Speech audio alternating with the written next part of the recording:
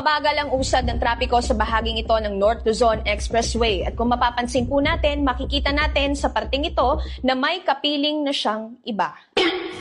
Kung alam mo lang na mahal pa kita.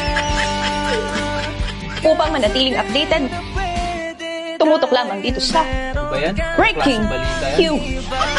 Tapos kumakain ako dito. Tapos ganyan, may kapiling na palang iba. Lipat ko nga to. Kung ang asukal ay matamis at ang asin ay maalat, bakit di na lang natin tutuhanin ang lahat? Bakit di na Bakit hindi? Ano na natin? ang kailangan ko'y paglingap? Ano ba tong balita dito sa New Zealand? Puro naman to pasakit. Makasubok ka ng iba pa. Ibang istasyon. Pero what if? What if ginamit ka lang naman niya pala talaga?